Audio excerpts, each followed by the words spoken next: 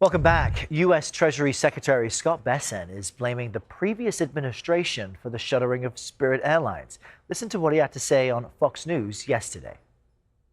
This is just more of the mess we inherited from the Biden administration. In September 2022, Elizabeth Warren, who loves to write letters, sent a letter to the Justice Department, to the Transport Department, saying that they should oppose the merger with Spirit Airlines. She and the Transportation Secretary Pete Buttigieg was probably the worst transportation secretary in history when he came to the office. They were against the merger.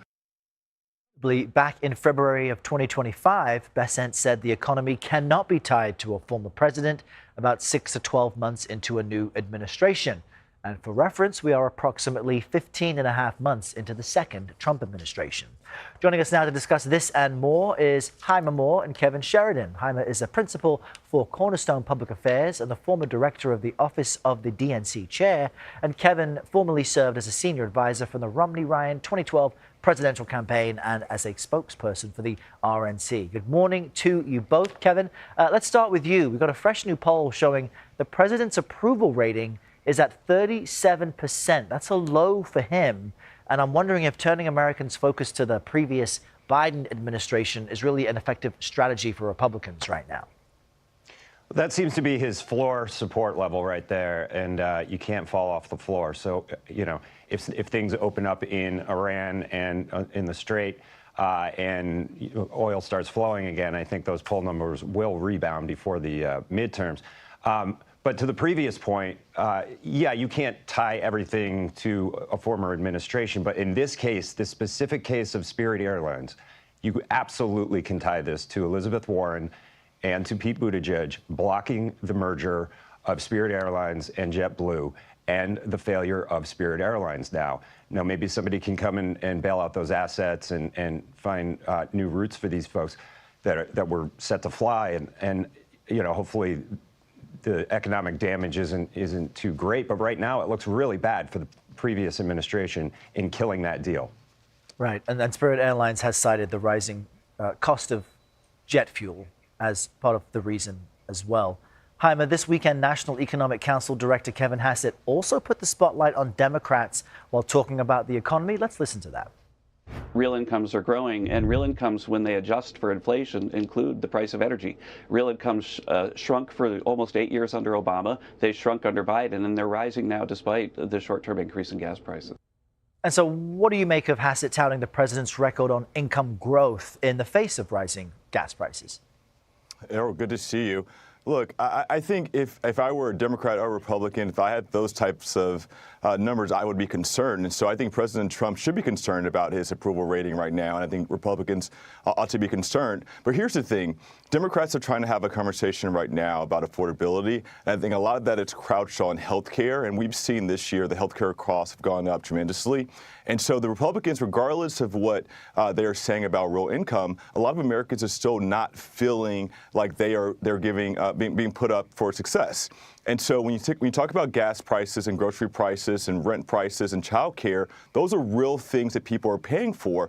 And so as much as I support increases in wages, of course, I think people are not seeing those right in front of mine right now.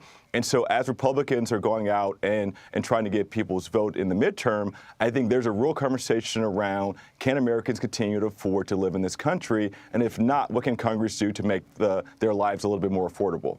And now there are questions about how people's votes will be counted. Kevin, I want to talk to you about redistricting and quickly show you what Democratic Senator Raphael Warnock said about last week's Supreme Court ruling that struck down Louisiana's congressional map. I think that the court sadly poured fuel on this redistricting arms race. The to be clear, you support redistricting that your party is carrying out. I do, because Donald Trump, who is better at dividing us than anybody I know, instituted an arms race in redistricting. And we should note, Kevin, since the decision, we've seen a new map move forward in Florida, in Tennessee, Alabama now taking steps to redraw maps. Do you see this as a redistricting arms race? And for both sides, has it gone too far? Well, it started a long time ago. I come from New England, and there's 0 Republicans there, despite the fact that, 45% of people there are registered Republicans and lean Republican more than that, or maybe about 40% in a lot of those states. But look, this goes back a long time.